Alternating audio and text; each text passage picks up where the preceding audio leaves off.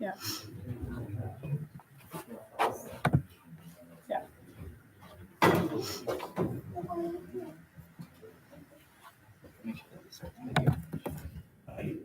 It's on right now. Okay.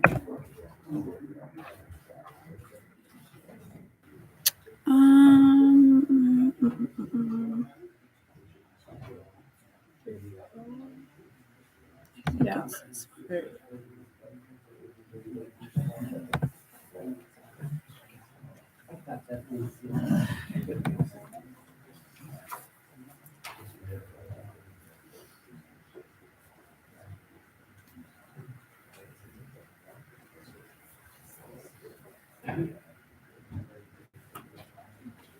Can you? That's fine. Can you just go to the layers as well, and then put on the orthographic at the bottom? Oh, The ortho yeah. photo, yeah.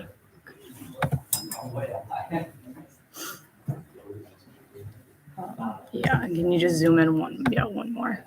Yeah, that's good. Thank you. Okay. I'm gonna click on here. You just have to click on that. Okay.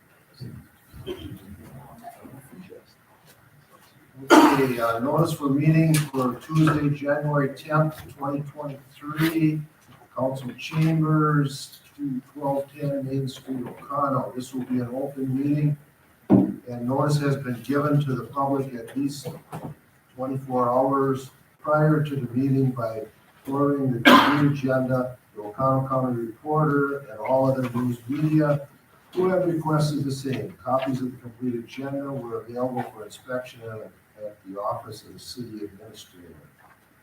6 p.m. meeting of the committee of the whole with the following agenda. Meeting called to order by Mayor Panetti. Roll call. Mayor Panetti. Butch Melver. Here. Steve Stock. Here. John McCall. Here. Patsy Bay. Here. Gene Fell. Here. Bob LeBrecq. Here. Attorney Culver. Roll call and approval of the agenda.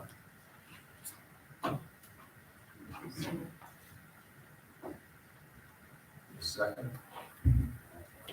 Okay, all in favor? Aye. Opposed? Correspondence. Do you have any correspondence today? We have no correspondence, public input. The way this is gonna work, I need your name, I need the address, and you have 5 minutes. So do we have any public input? Jamie Younger, 518 4th Street, O'Connell. Yeah, why don't you come up here, please, Jamie?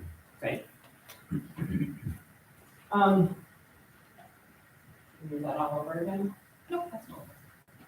This could probably be directed at you, Jamie, since I have more than months complained about this. I am gone from 4:30 in the morning until almost 4 o'clock at night. I come home, spend 2 hours cleaning up my snow. I am not gonna do it again when the plow truck goes through and it's 20 feet back into my yard and right up to my porch. It has hit my car in the past. My driveway has now been moved several feet forward with my new garage. I am not gonna keep cleaning this up. This has been an ongoing issue. I don't wanna make people's lives harder. I understand when people wanna come get their job done and they wanna go home. I get it. But making my life harder isn't gonna make anything easier for them, because I'm just gonna continue to get frustrated. And I don't want it happening again. Taking pictures of it. I mean, I think I have a problem. And it has hit my car, like I've stated. It's unnecessary. It's not gonna continue, because I'm not gonna stand for it.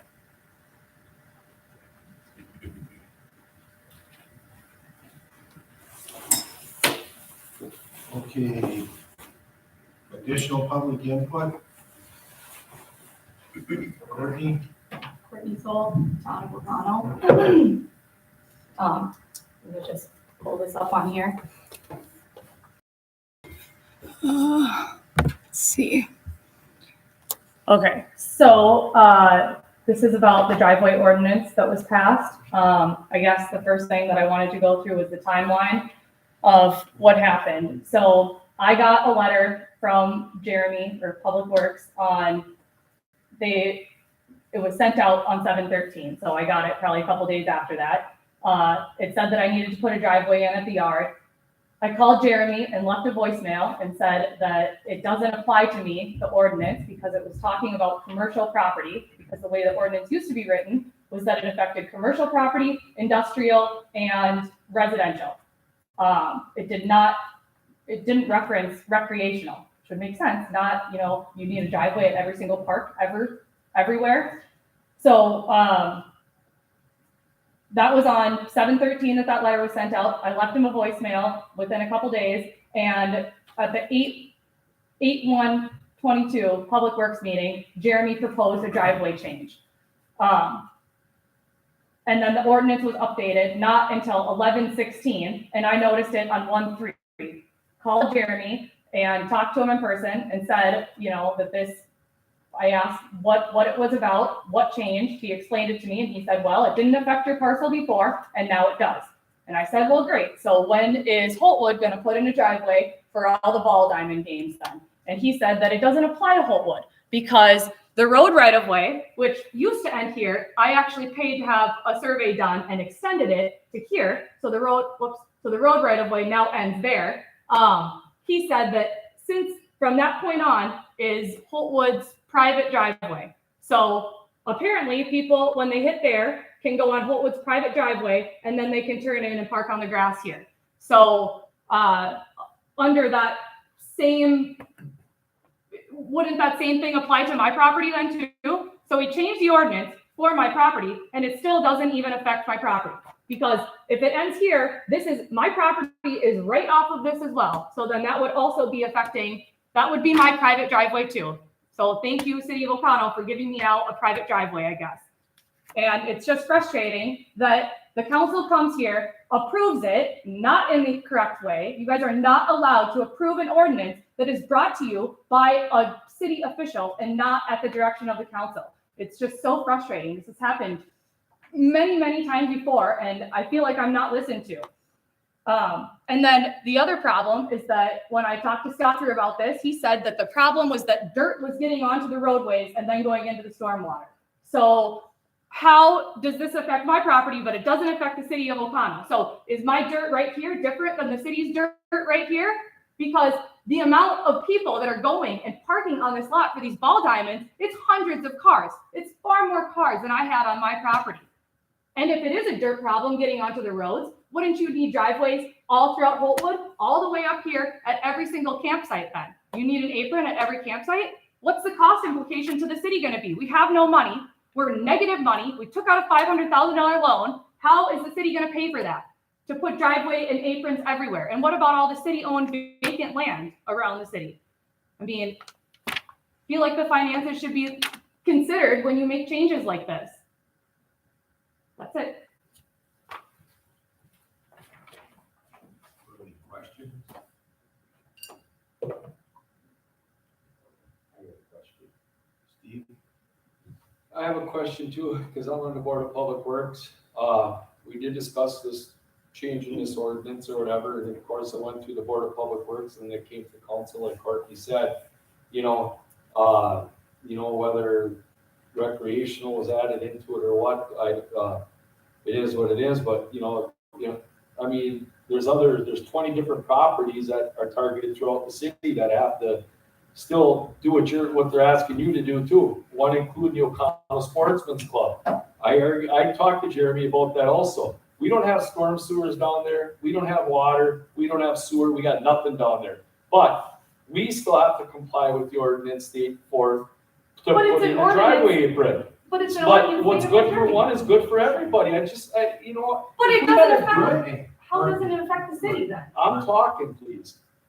But what I'm saying is we have to do it out there, and what's more of a recreational area than that? That place gets used 10 times as much as your property. I'm sorry, but I wasn't real thrilled about having to do it either. But as the president of the Sportsman's Club, and I'm speaking as a citizen, we had to do it too. And we have to do it. You can do it yourself. You can have them come and inspect it. The cost involved can be very minimal for you. I guess I don't understand. That's an improvement to your property. It'll look nice when it's done. You don't have people going in and out of the ditches. And Jeremy can size up the culvert pipe that you're looking at putting in, and you can get it done, Courtney, and it's not going to cost or break your bank. I mean, you might be looking at a couple $1,000s, if that. I don't know. I don't know. I'm not a concrete guy, but we're doing ourselves out at the Sportsman's Club. We're doing our own because we're not paying somebody to do it. And you got the same situation. You can do it too. And nobody's telling you that it has to be done this year or not. I mean, you can talk to Jeremy and say, hey, I can't afford it this year. Can I do it next year? Absolutely. And if that's a problem, that if he tells you otherwise, then you let me know. Because we discussed that some people are in a hardship and they can't afford to do these aprons. A person that's 85 years old living on her own and now she's got to put a driveway apron in. She might not be able to afford that. But what I'm saying is you don't have to do it immediately. It's something that you can take your time and look at and get done. But it's just something that they want people to have done in the city. And I agree. And that was on my thing for a list to ask tonight is any city property that's owned by the city should be in compliance also. So if we got a lot over on McDonald Street or if we got a lot on Pecor Street, absolutely 100%, that lot should have one also. Is that necessarily the right way to go about this though? Are you guys looking at the cost, what that's gonna cost the city / the taxpayers to have to pay for that? To put driveways going to But if a we're gonna vacant make piece of everybody else land? do it, why would we single ourselves? That's out? the We point. can't. That's the It's point. collateral damage. He was trying to target one property and he didn't think about the ramifications. But Jeremy, I'd like to know what city properties you're talking about that where we need an apron. Right there, I just pointed it out. How do you not need one if I need one? And what about the lot you own next to my house on McDonald Street? That's a city-owned lot. You're saying you have no city-owned property in the city limits? But there's not a driveway apron going into that lot. Exactly. But that's what I'm saying. What do you Put mean? one in. Put one in. We don't have a residence there. There's no residence here. That's the You're point. using it, but we're not using that piece of property. It's an apron. There's curb gutter. There's no driveway opening there. We're not driving over the curb. Okay, well, I'm not using, I shut down the yard, so I'm not using the yard either. So what's the difference? Let me speak. Okay? The Bull Diamond Holtwood Complex in the camp, private property, Okay. outside of the city right away. Yeah. So is my property. Let me finish, please. Don't get to wall all the time if you don't. Let me finish. Okay? That is a private property. You're required in the condo to have a hard surface into your property if it's no curb and gutter. If there is curb and gutter, you're required to put a concrete apron in from the curb to the right of way. From the end of the right to the right of way going into Holtwood Campground in that sporting complex is all hard surface. If you going into your property gotta go across our right of way, that has to be a hard surface. I don't have to go across your right of way, like I showed you before. The right of way ends here. My property is here. I enter the property here. It's not in the right of way. You still need, you're crossing our property. So no one can go on Holtwood now? No one can go on Holtwood? Yeah, I'm using Holtwood's private driveway as a shared driveway also with the yard. It's fair and consistent through everybody's property. Okay, so the dirt problem is, it affects everyone except for the city. I get it. Makes sense. Jeremy, I have a question for you. On this situation of property owners, you work with property owners to allow them to go on a 1, 2, or 3 year plan. Absolutely. Has that request been made? What request? To put it in 3 years instead of now? Within 3 years to have one? No, because that's not the point. The point is that how does it affect private owned property but not the city? Jeremy said that the reason for needing driveways at all these properties is because there's dirt getting in the stormwater. Where's the proof behind that? Stop her saying that he had to approve it. It's the council's decision. You don't have to approve these things. Jeremy? For one, Steve, you know I didn't say that. For one, there's multiple reasons why you would Debris have. coming onto the road. Right, why you would have driveway aprons and hard surfaces going into private properties is one, is to enhance the look of the city itself. Two, to make sure that gravel, debris, and all that other stuff does not get onto the roadways for bicyclists, for motorcyclists. You're following your BMPs, which are your best management practices set forth by your stormwater management. There's multiple reasons why they're within the city. But you don't care about what Holtwood looks like? You don't care if people are driving over the ditch to get to the ball diamond parking? Again, we're in a disagreement. Gentlemen, we have to shut this down. Okay, any additional public input? Yeah, Garrett Soul, 712 McDonald Street, just to finish the conversation here, I hope everyone understands that it's not the fact of the matter of putting in a $1,000 apron or whatever, more expensive if we have to put a culvert in, that's not the point. The point is that the city mailed us a letter saying you have to put in an apron. We said it doesn't apply to us.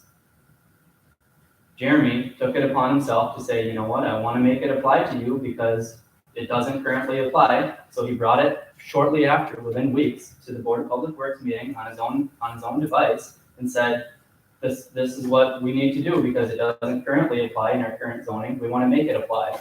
So that's targeting a specific property. The Sportsman's Club was collateral damage. He didn't think about the Sportsman's Club having to put an apron in, or anyone else for that matter. So the Sportsman's Club was mad. That's collateral damage. Now he has to put one in because he's trying to target one specific property.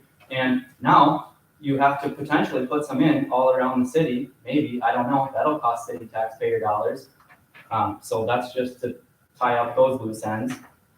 The next thing I wanted to address was your city attorney and how the ordinances are written is that an ordinance must be drafted only at the request of the council. And that's what I gave all you guys. It's clearly stated in the municipal ordinances that it may only be drafted at the request of a council. It cannot come to the council already drafted, but at the request of a public works superintendent. He's not the council.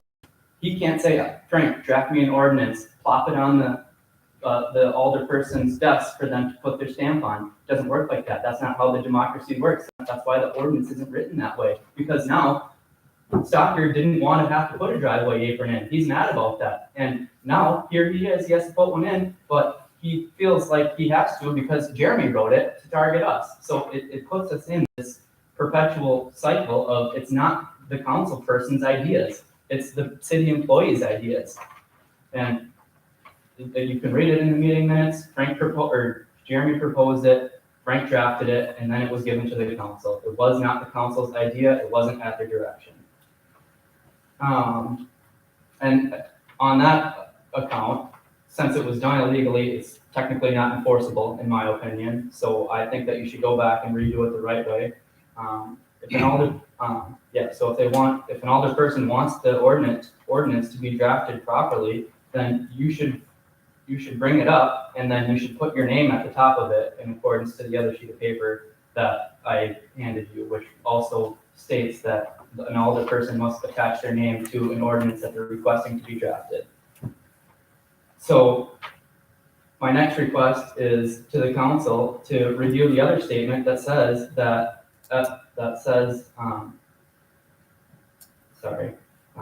I'm asking you to ask your faithful attorney to put all of his legal advice in writing, because that's how the ordinance reads. If an alder person wants the attorney to put his legal advice in writing, he must do that. So I'm asking one of these alder person, maybe Stocker as the president, you can ask that he put every single thing that he says that comes out of his mouth in writing, because he has a track record of lying to the city council members. So I want you to ask him to put in writing if he believes that that's the proper procedure for his public works superintendent to ask the attorney to draft an ordinance and then hand it to the council member. Have him write that down and say that he thinks that that is how it is legally supposed to be done. I guarantee you he will not write that down because he knows he's lying. So please ask him to do that and ask him to write down every single thing that he says, because he's a liar. And why are the meeting agendas not being posted for the airport commission? They haven't been posted since 2021. That's against the law. When I asked Frank about it, he said Brittany isn't posting them. When we asked Brittany about it, Brittany says Frank isn't posting them. So who's breaking the law and not posting them? I want an answer to that question. And can we please have an alder person assigned to the airport committee? Every other committee, for the most part, who is it, Bob? Okay, thank you. Sorry, I didn't see him at the meeting, so that's why I didn't understand. Thank you very much. That's my last concern. And sorry for all of this. I'm not trying to attack the council. Neither is my wife. I know it comes across that way. We're very passionate about this, but we're not happy with how the city employees are acting and how they're manipulating the decisions of the council. So please look at what I handed you and please follow the law. Thank you. Bobby? You know, I'm really getting tired of people attacking people, especially on social media. I really am. First of all, I believe that they were having a meeting at the Board of Public Works. What happens is they'll go and they'll talk about what they want, recommend, bring it to the council that we vote on. As far as a lot of the ordinance, those ordinances we asked Frank to make those ordinances. There's a lot of great areas in those ordinances. That book over there is about that thick. And I came in here in my first 6 years, and I read that book as much as I could, on everything.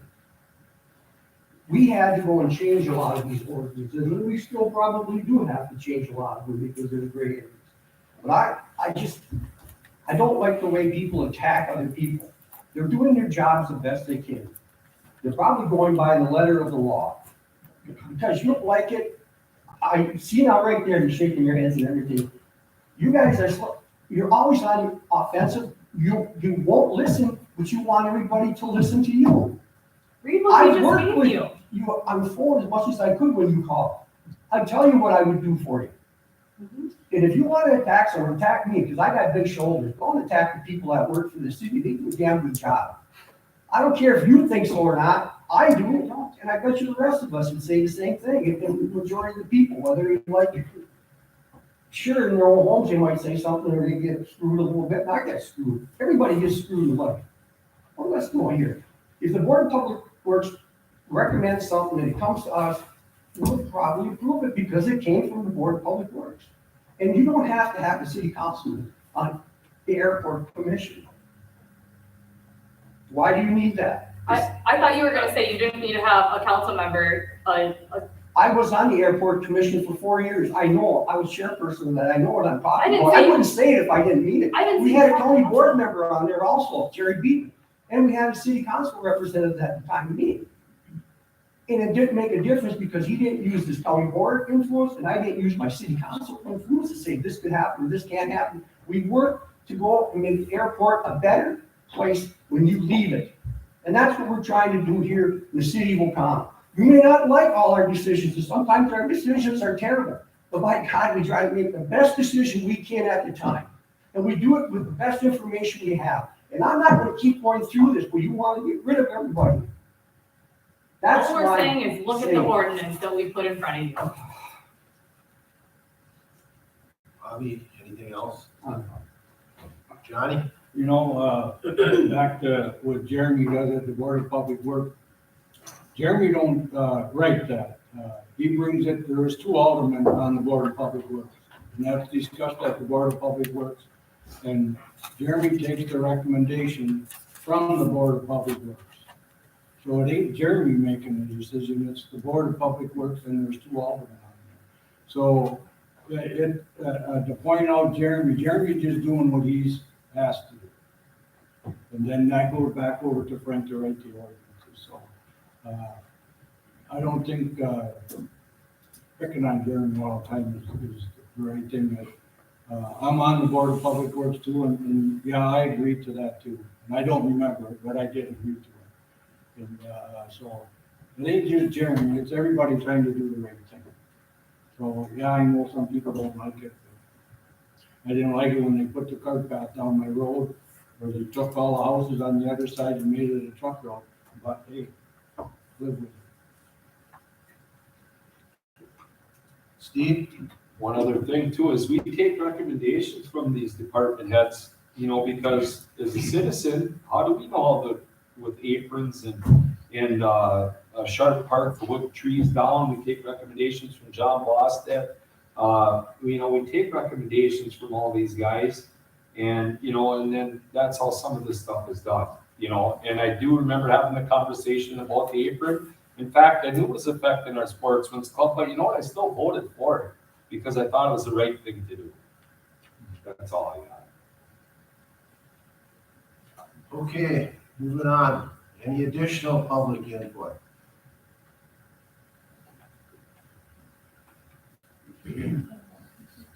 Riley? Riley Soul, 1240 McDonald Street. I'm just here to talk about the 20-year comprehensive plan. I know I've referenced it a whole bunch of times in the past.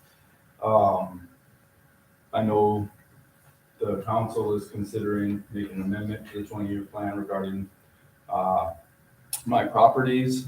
And I just wanted to make sure that they're familiar with that document and had done their due diligence from the time that they had tabled that agenda item to learn about the 20-year plan, the maps that are in it, and things like that. So I have a couple of handouts that I'd like to pass around. It's 2 sections. One section is maps. I don't expect you to digest all this. I'm going to go through it during my time so you can read along with me. I'm sorry, I only have 7 copies, so I got for all the people and then one for the front desk. The first packet is maps, and the second packet is the comprehensive plan. And this is all just straight out of the 20-year plan. I don't have one copy for this desk, sorry.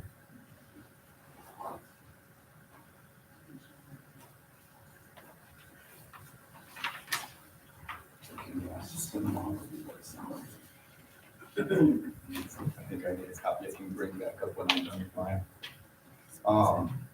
So the first packet, the original change that was made to the 20-year plan came out of the recommendation came from the Building Inspection Ad Hoc Committee originally, and it should have came from the Plan Commission, which it did on the December 13th. So they had to redo that because it was done incorrectly the first time. So the second time I'm contesting is still being done incorrectly. The first page, the only thing I want you to take from it is that you're amending the 20-year comprehensive plan, specifically by my tax parcels, saying it's for uses set forth in the R2 zoning district. That's the most important part on that first one. Because on the next page, it says, on the general plan design map in highlighted, it says that it is important to note that the 25 acres are by general location and not by individual land uses or parcels. So that is my biggest issue with the change you're making, is you're adding my parcels to, specifically, and it says that you can't and shouldn't do that.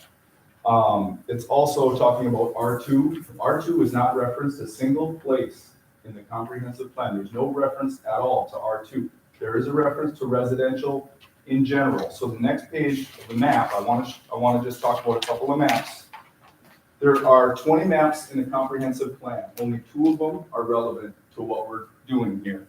The 2 of them are the general plan design map 2.1, and on the back side of that sheet is the May 2006 land use map. Those are the only 2 zoning maps pertinent in the 20-year plan. One of them was in 2006. It said what we had in 2006. And the GPD is where we're going in the future. So where we were in 2006, where we're going in the future.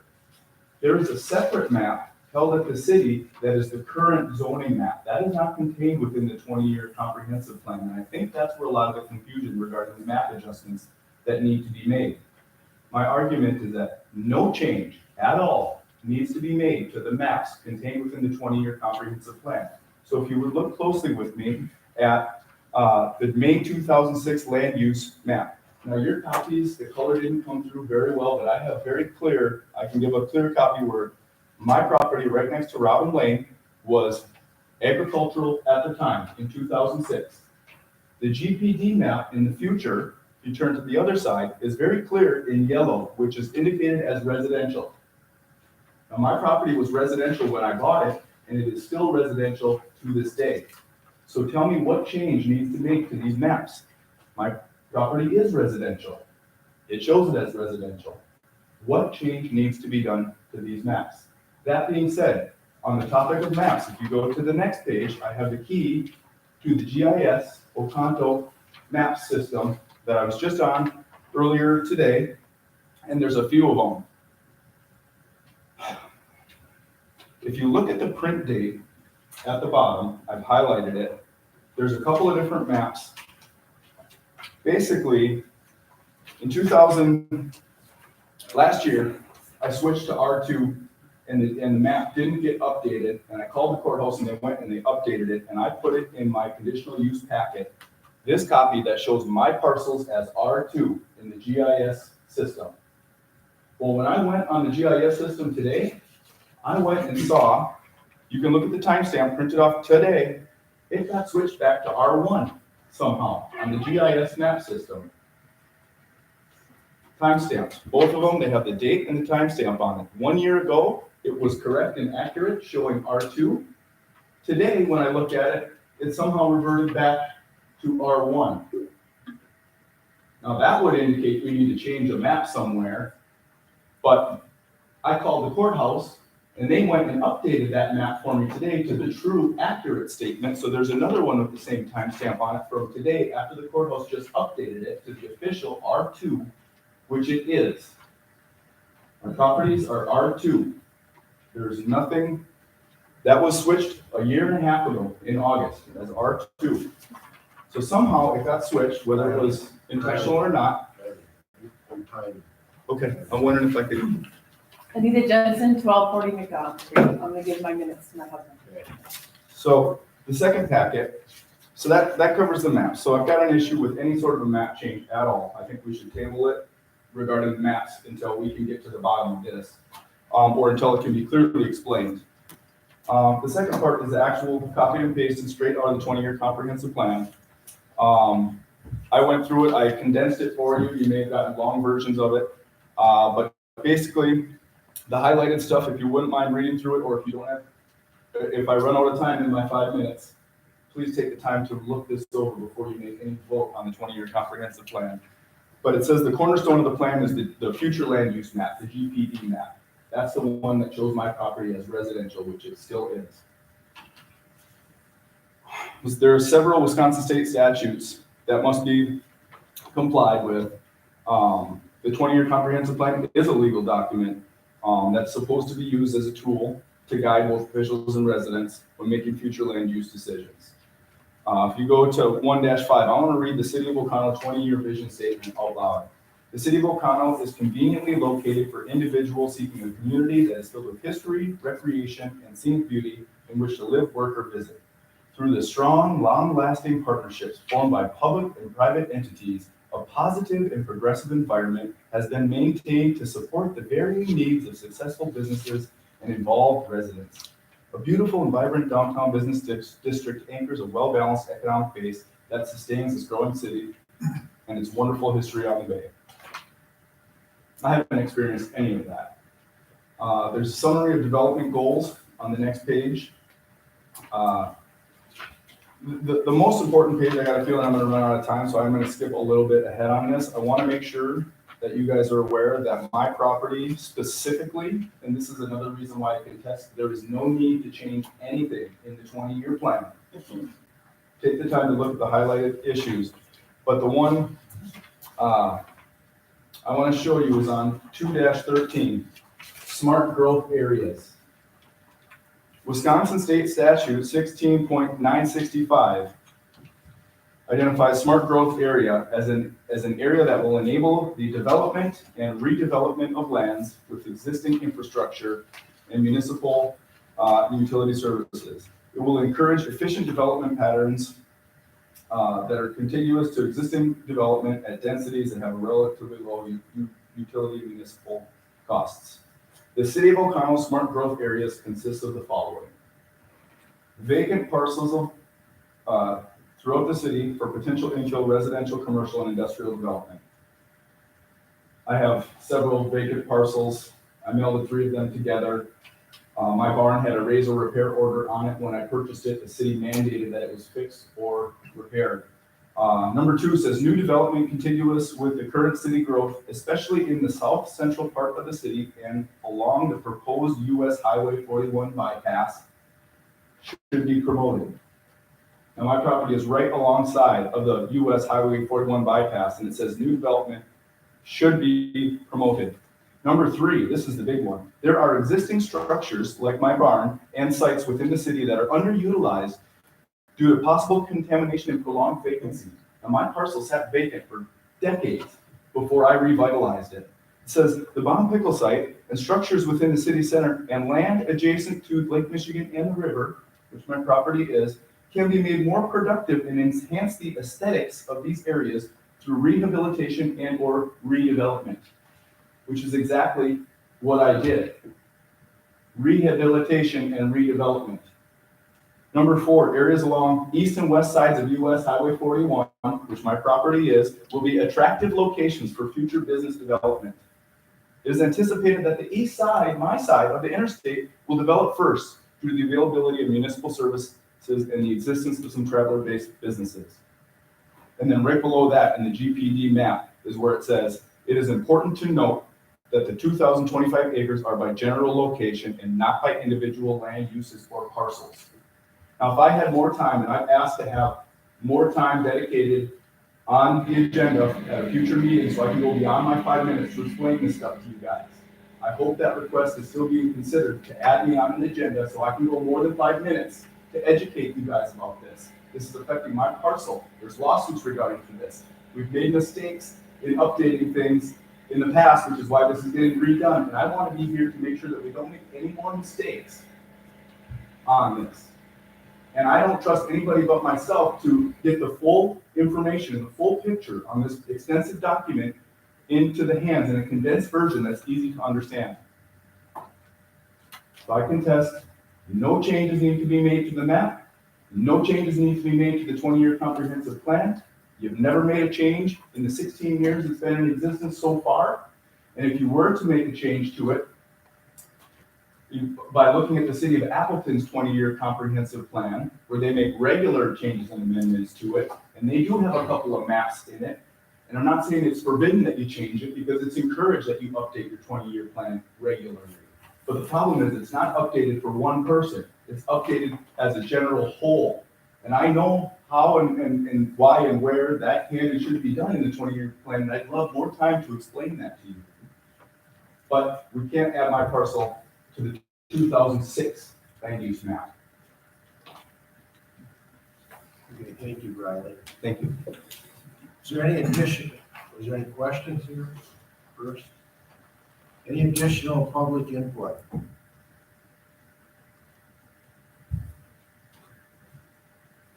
Okay. Moving on. Discussions and recommendations on 6A department reports.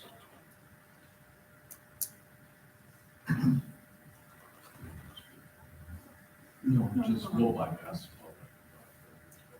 I can come And let's see what in. wants to No, touch we'll on get that. an update. Start with the new section.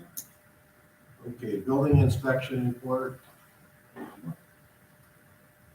I can just give that report under my stuff, Oh, good way, and I can just include my public reports. Okay. 6, police and fire report. My monthly report was sent out with the agenda. If there's any questions, feel free to ask.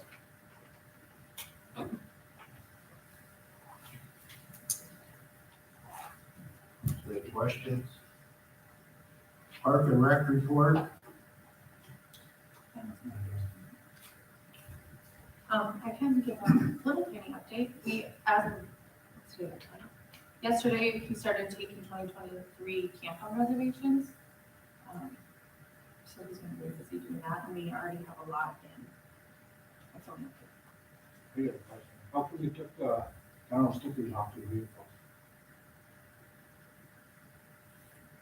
I don't know what they did. I think you should be put back on. I noticed them today that they wanted to park right around. Maybe they were. I can ask John about that. I just noticed it today.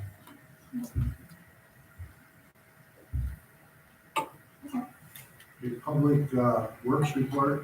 Jeremy? Got an update on the transfer station rams. We're looking to have those completed hopefully within the next week. And then brought back the following week to get installed back in that compactor. So hopefully we got the transfer station compactor up and running, here at the end of January. And then at that point, we can start transferring our curbside garbage all over Brown County. We'll just get hold of to the transfer station, and at that point, Waste Management, who's our new contracted hauler for 2023, will be taking care of it at that point. So again, we have those reports done for a couple weeks. I did leave the 2022 sanitary survey report on water audit that we had conducted by the DNR. Those sheets I gave you, you should have those in front of you. Just highlighted some of the things that were talked about with the DNR during that audit report. If you look on page number 1, as you can see, by a report from Jamie Douglas from the DNR, who's our rep in this area. She states no deficiencies or significant deficiencies were noted at the inspection, which is a testament to the hard work of your staff and operators to ensure the utilities delivering high quality water to the residents of Oconee. So as you can see, no deficiencies there. 2 recommendations that they make in that report. 1, we always address cyber attacks, looking to make sure that we have better cyberware, anything that's got to do with utility related. And then 2 talks about our disinfection byproduct sampling that we currently do in some locations from our fire hydrant. Those are now being phased out as sample locations under NR 81171 under the Wisconsin Administration Code. And then we'll be changing those sites over to a tap from the residents. So those will be taken care of. She does talk about some of the non-conforming features. Those are features or items that existed in the water system before the code change became effective. The following are not deficiencies, but do not conform to current standards for community systems. So when we do upgrades to the wells and the towers, they just want us to note those deficiencies and get them corrected at that point. We turn to page 3. For those that don't have a real good understanding of the the water utility, well 5 and well 8. Those are the two wells that are currently running, with well 7 being out of service right now, due to the radium, levels at that point, and we'll touch on that. Well 5, is 640 feet deep, 640 feet deep. Right now our flow rate is set at about 700 gallons per minute, but it has a capacity to pump about 900 gallons per minute. 7, again, that one's not in capacity, but we've had it set anywhere between 550 to 660 gallons per minute, but it can also pump at 1,000 gallons per minute. So with our daily demand, we have those throttled back down, just obviously to save on electrical costs, because we don't need them to operate at those capacities, because we don't need to generate that much water for our daily demand. Looking at page 4, again, well 8, 632 feet deep. That one runs at 900 gallons per minute and has a capacity of about 1,200 gallons per minute. So typically our daily average is about 272,000 gallons. And our max demand is about 943,000 gallons per day. Of course, when we're doing the flushing in the spring or fall, that's where those demands come up. That's where you see the difference between 272,000 and 943,000 gallons. But we do have the capability of pumping 1.6 million gallons per day in our system. Water quality monitoring and reporting. The city has a good record of compliance and monitoring and reporting, and the department appreciates your samplers' continued efforts in complying with these Safe Drinking Water Act requirements. So that's a amendment to Matt Beekman and Joel Moberger, our two operator in the water department. And then it talks about the capacity development evaluation on the bottom of page 5. And then you get to page 6. Obviously, it talks about our financial capacity. Obviously, our ratio less than 1.0 indicates that expenses exceed revenue. Our most recent PSC report shows a cost recovery ratio of 1.36. So obviously, the PSC recommends that all water utilities maintain several months worth of cash on hand and a bare minimum of 1 billing cycle. The most recent PSC report shows that the utility had 194 days worth of cash on hand, so financially the utility is in good shape. Just to touch base with well number 7. So again, well 7 is taken out of rotation because of the high radium result. We have been taking quarterly samples that are required by the DNR. The past 2 annual samples are below the 0.50 parts per million to get that well back up and running. Jamie emailed me back this morning to find out when we can put that well back online. He wants to run one more sample, first letting that well run anywhere from 1 to 3 hours, and getting back to us on that. So basically letting the well run, then take that sample to see where it's at, and at that point we make a decision for whether or not we can put that well back online. If that sample comes back over the 5 parts per million, then you have to take a look at putting radiation treatment into that well, which can be pretty expensive. She said currently right now, there is some infrastructure funding out there for that type of work, and she'll give you the information. So that's just an update on that water audit. Anybody have any questions on it? Jeremy, knowing the issues that are 30 miles north of us, in all these wells, have you ever had any indication or traces of PFAS? Yeah, but Jimmy had that discussion with us when we were here. We'll be testing for PFAS, but according to her, there hasn't been any traces in this area in the surrounding communities.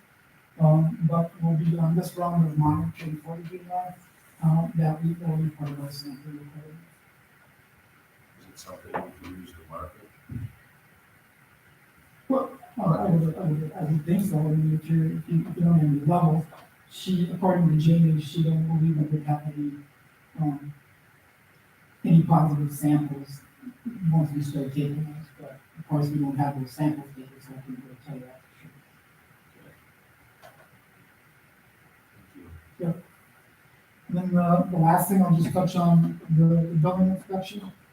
So last week, Friday, Brittany and the mayor and Steve met with Duff Legals, our new contracted building inspector out of the Anago area, just to kind of discuss what his role is gonna be when it came to building inspection.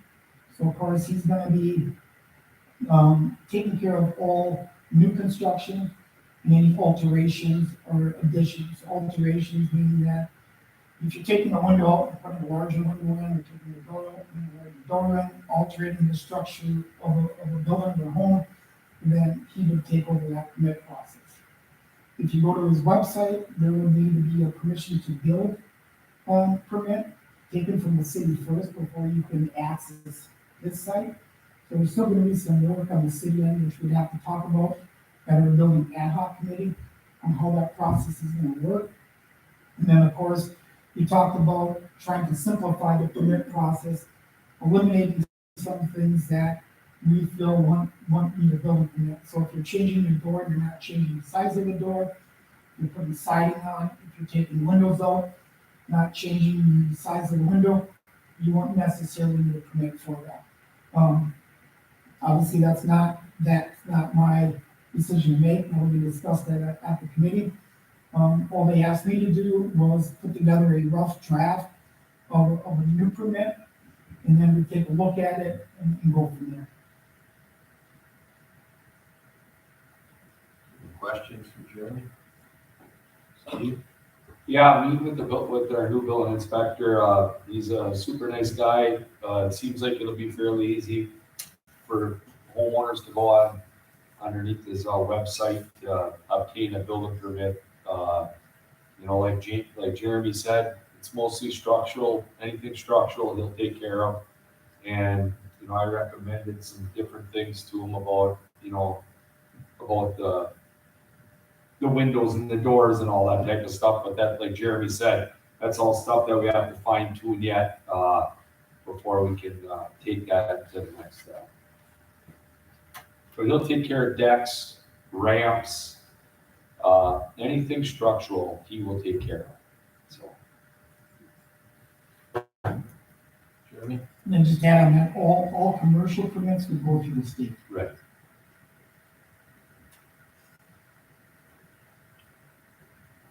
Okay. Administrators report? As you can see, we do not have my beautiful colored report in front of you. Please forgive me for that. It's the holidays and a lot of my staff being sick and dealing with year-end stuff.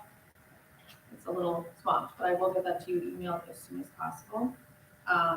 We're finishing up year-end stuff right now. All the girls are very intelligent. They're catching up very fast, but they're learning. So I'm going over all the reports with them to make sure we're not making any mistakes and everything's getting done correctly. And we're still collecting tax payments until January 31st, so that's keeping us very busy as well. January 18th, the auditors are coming in for their interim audit. So they come in and get all the financial statements that we have, we can throw all the reports and stuff, and then they ask us some questions and gather all the stuff they need, and then they take it off site. And then they come in again in March for more detailed reporting. We will be having a spring primary election, February 21st. The only thing that will be on the ballot is Justice of the Supreme Court. So it should be a fairly small election, but an election nonetheless. And that's all I have. If anyone have any questions, I'm happy to answer. I just have one, Brittany. I had asked Brittany to give me a quote on property insurance. The difference if we went from $1,000 to a $5,000 deductible, and she's so gracious and did that for me. I don't know if we need to discuss that now, but it'd be a savings of like $1,613, to the city if we jumped that from $1,000 to a $5,000. That's just property. That's like City Hall, Board of Public Works complex out there, any building that's owned by the city. So it would go from $42,390 down to $40,777. So I don't know if that's something eventually that we need to put to a motion to vote on, or if we, or how that works. I'm not quite sure, but I just wanted to inform everybody of. Yeah, it saves us, like you said, about $1,600, but we have one problem, and we don't spend that money. We do use the insurance. I thought that number would have been more significant. I did too, I really did too. What's not? I just wanted to bring that up, because I thought if it would have been like a $5,000, Sure. then maybe, but for 1,600, we really, you don't want to mess with it. Yeah, if we have any, I mean, if we're using insurance, it's an emergency, like it was an unexpected expense, Right. which it's gonna be. Right, exceeding we already 1,600. budgeted for the 42,390, so. I just wanted to bring that up. Has there been a history of claims? Not that I don't know, not in our buildings. We used it once last year. What was that for? Can you remember? There was someone shot a glass window out of the MP room, Oh, yeah. and that's the only one that I can remember. I'm not sure. The history of it, I can definitely look. Okay. So I probably used up in one claim. Probably, yeah. Okay. Appreciate the effort, so. Yeah. I don't know if we asked. Any other questions? Okay, can I get a motion to accept the department reports? Bobby, second.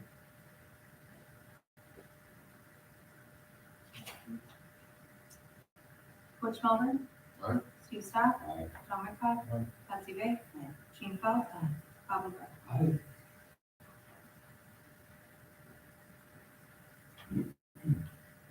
Okay, 6B, accounts payable for the month of December 2022 in the amount of $312,487.63. Payroll for the month of December 2022 in the amount of $241,355.50, and other financial reports as presented. I'll just say that when you've got the reports, you can see that there's those two sheets there. The first one is the ones that the check pad was written out in December. The second one is when invoices come in that should be paid, they're for December 2022 expenses, but we don't get them until January. We give department heads that 1 month, or that one paycheck period to get those expenses in there, so they're accurately appropriated in the 2022 budget.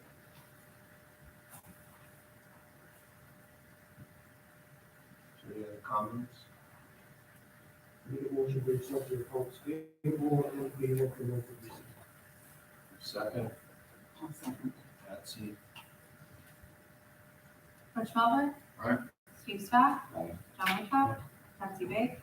Gene Fell. Bob McGrath. Aye. Okay, item 6, optional powers referendum. This is, I'm the one that requested this, and Ocano is what, one of 5 cities left in the state that utilizes optional powers. And I would like to see optional powers eliminated here in Ocano. In the short time I've been here, I feel that the city would be more efficient, definitely cost efficient. It would really change a whole lot, is that you'd still have a commission, and it'd just be a committee. But I'd like to go down the avenue of eliminating optional powers.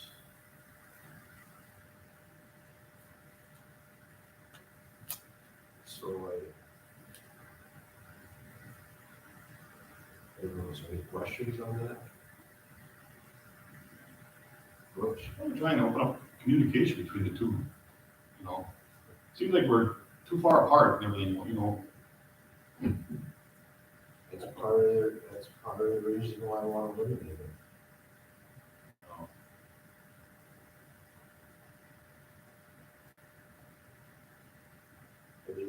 look at the structure. The police chief and the fire chief work for the commission. But the commission's report comes from the police and fire chiefs. And that's the same as if, Jeremy's department, if his report was given by his employees to us.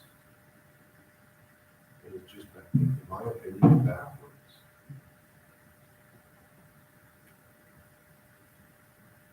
And as far as communication, I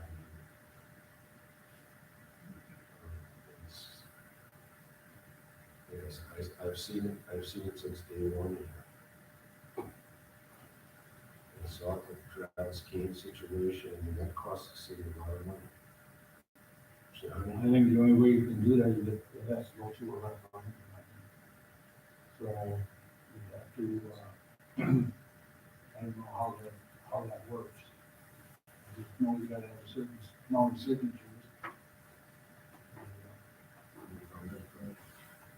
A petition is necessary and it would have to have signatures that are equal to 20% of votes for the governor election in the last election. Which we looked at. I think the signatures necessary for that petition would be somewhere just north of 360 signatures. For the petition to place it on for referendum. the question is, do we need a vote from the council to? No, my recommendation would be this isn't something that the council of the city gets involved in. Whether it's a group of people that are interested in putting together that petition and circulating it. What is that? And at the end of the day, it's the council that pays the bills. It needs to their benefit.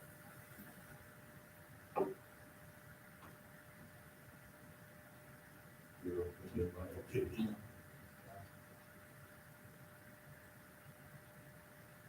It's something that, in terms of a referendum, is direction that's given to the city council by the voters.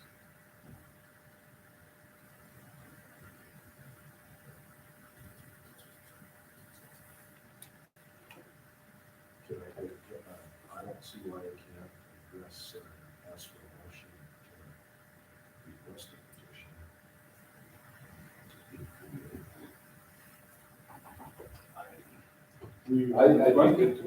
I think it has to go to the citizen.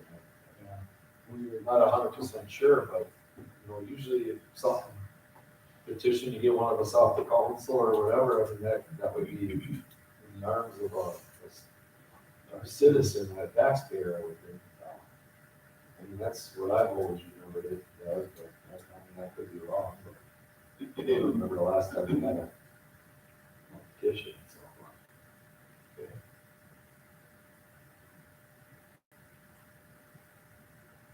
So I guess I have one other question about that, as long as you're on the subject. So this optional powers, so you're saying, Mayor, that the reason you'd like to see that dissolved is because the biggest thing is communication between us and the departments, or between us and the police and fire commission? Police and fire commission. So our relationship with them is what you're saying, basically. That's my, from what I've seen in the short period of time. And it's costing, in my opinion, it's costing the city a lot of money.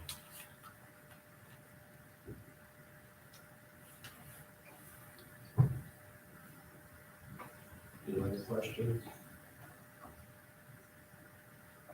I mean, I don't really know if this is my place to speak on it or not, but I don't agree with you, we don't agree on this.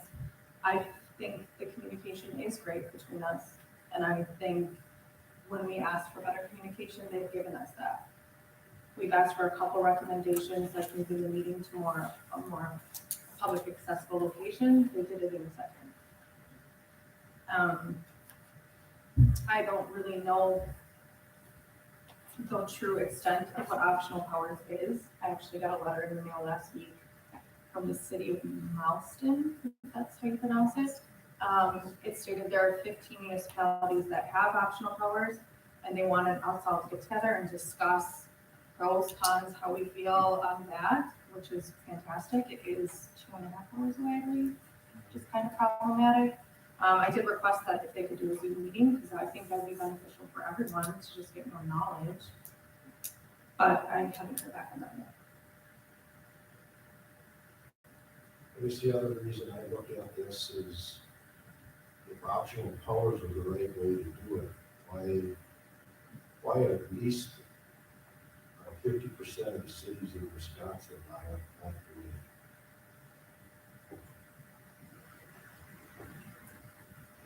I mean, I can't, why is it declining to the point of where it is?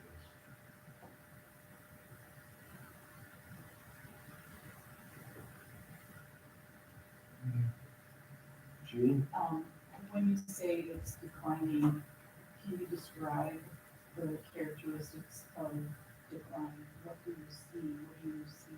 What do you mean by decline? Well, okay, I don't exactly know how many cities there are in Wisconsin. But I know. The number of those that Yeah, but if you only have, have repealed or correct. have adopted. I mean, Shawano is just the latest eliminator. I mean, if it was a beneficial thing for the community, more communities would be good. Well, I guess we just need to know what is the benefit. And I think that to Brittany's point, to get together with some of the cities that have option colors, and find out what they see as the benefit. I mean, we just don't know. I mean, I think we need to understand why it was, why do people have optional colors? Why do they entrust that caretaking over to a commission versus city officials? So I just want to know their honest answers.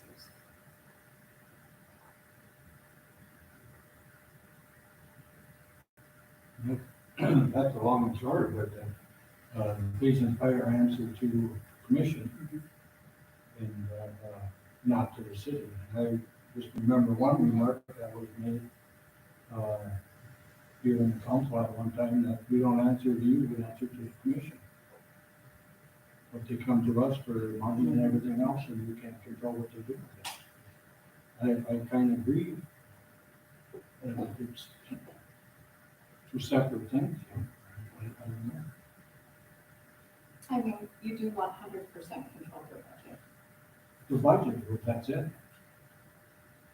Don't we control who they hire to? I mean, they bring the. Well, the same that any other department does, they do bring it here for approval, yes. That's what I thought. So I kind of know what they're saying, you know, we make the decision financially to support both departments.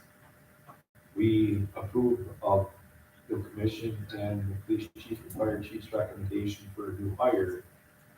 But yet, in some aspects, we don't control certain areas of that. Is that what you're getting at? Well, I guess, I don't know. I guess. okay, let me state it this way. You know, I'm walking on thin ice already by appointing Bob McGrath to be on that commission. Okay, till I did that, we had virtually no communication. Bobby knows what happens here at the city. He can at least go sit on that committee and talk intelligently. The 5 people you have on that commission don't know what we know. No, and why am I on thin ice? Because of that. We're trying to look out for the best of the city. I mean, right there, what does that tell you about optional powers?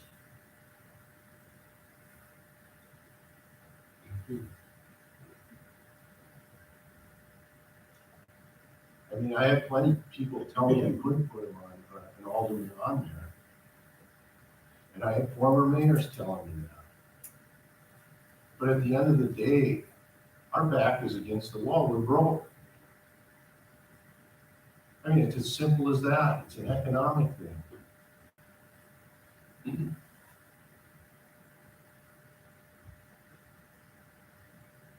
You know, as a member of the commission, I go in as a member of the commission.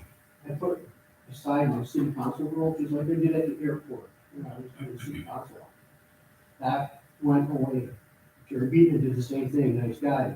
All the supervisors, that went away. We tried to be professional. We tried to make that airport better when we left, expand. It's the same way now when I go to the police and fire commission. I'm there as commissioner to make sure we're doing the best possible thing we can for the city of Oconto and the citizens of Oconto. Then when I come back here, I had a lot of information about contract because I was in there, which was nice.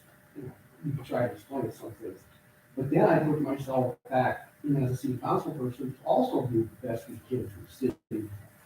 I don't do this because I like to be built, I do it because I live here and I love this place and I love the people. You know, and I'm probably the most accessible person there is out there, so I used to get yelled at every day when I went to develop for coffee. Now they don't yell at me. They actually ask me questions. I like to see more people in meetings, a lot more people in meetings. I would like to see more people in the police and fire commission meetings. I very seldom see a person in there, ever. I saw you in there, John, but other than that, nobody. This is your government. One of the things in your 20-year comprehensive plan was the citizens of Oconto, some of the bad things, they don't participate in their own city. It was in, I read that in the book, and it's some of these things that, it's your government, come to meetings, the more people, discussion you get, the better it is. Another thing, supposed to hear that, the city of Oconto got money. We're not at the money. We made some mistakes, we're trying to correct it, and that's the best we can do. So, I guess what I'm saying is, the police and fire is a commission. I didn't like it anymore when I was 6 years ago, when we went through some really rough times with some I wanted to say it, but if you were there, you knew who it was. And it cost the city a lot of money. It also cost us a lawyer. You know, they even pulled like me because of what happened at commission meeting. I don't want to see that anymore. I think this is a great community. Let's just start communicating more. Let's see what happens if we get more people in there for transparency. You know, when we come on with police and fire commission and people are like, well, what's going on there? Well, come to the meeting. I just have to say, I never see these three guys here. And it's nice to see more people here. You know, come on, guys, let's try to work together here. Okay, is there any more questions on this? I'm gonna move on. Okay, item 6D, Oconto County Tourism Zone.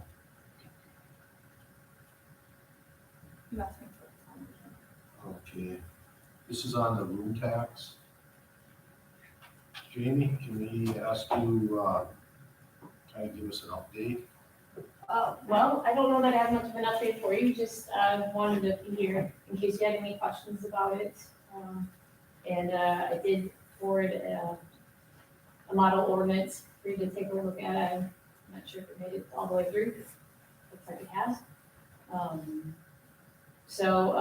Yeah, just if you had any questions about how it works, and I kind of went over it kind of detailed last time, so I don't know, we'll rehash all those details. Just in case you had any questions, I'm excited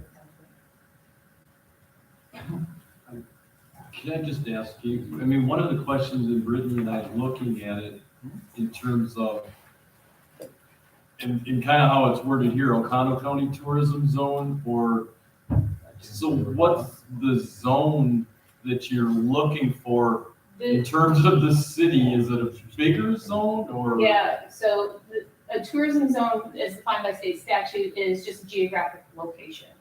Doesn't have to be contiguous or anything like that. So because we're Oconto County Economic Development and we do tourism promotion throughout the entire county, we want, and we are talking to other municipalities about promoting the Oconto County as one destination instead of each municipality or each community asset.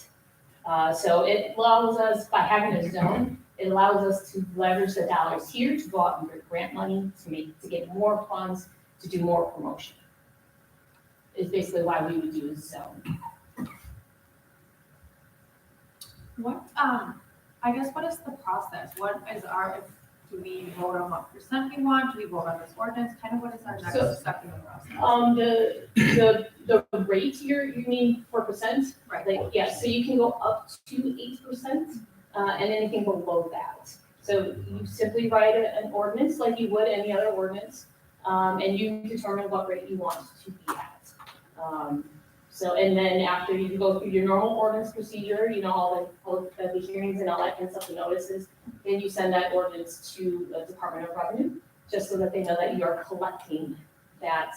And then obviously you put in a date by which it would start, so then you can notify all of the accommodations, or short-term rentals or hotels, motels, whatever, that tax would be starting on this date, but you tend to give a good cushion of time so that they can make those changes in their systems and start collecting those taxes.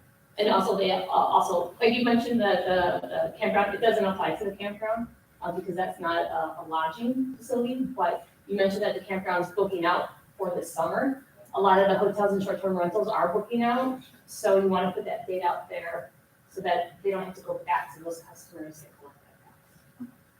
So there's no timeline that we have to follow. We don't have to communicate with other people. We can just do this, go forward on You our can own. do it at any time, starting on any date. There are quarterly requirements for reporting, but if you select OCDC as your tourism entity, we would do that for you, just so that it wouldn't put added pressure on you, because we're gonna be doing it for a bunch of other municipalities. It might as well do it for everybody, just so it's all consistent. And if there's that room tax commission, so let's say the city does enact an ordinance at 5%, and another municipality is at 5%, we would encourage you to get together as a room tax commission so that you can oversee that tax together instead of independently. Thank you, James. So Jamie, Marinette County has a room tax. It's by municipality, so counties cannot enact it. So the city of Marinette does have an 8% room tax. Okay. And last year they generated $483,000. Okay, and how is that money that's generated broken out? So state statute requires that it's divided, 30% stays with the municipality, 70% has to be spent on tourism. And so you can have a committee that would spend that 70%, or you can employ a tourism entity like OCEDC to do that on your behalf. So with Sam, I mean, Sam does a great job. Imagine if we could give her a little bit more money, what else she could do with it.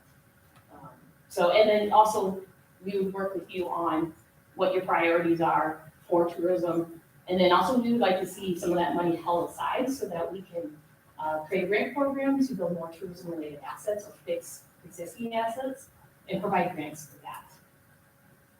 But we would leverage all of the county dollars to do a program like that.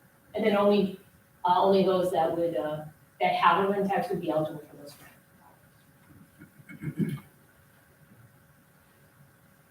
Any other questions for Jamie? Thank you. You're welcome. Thank you.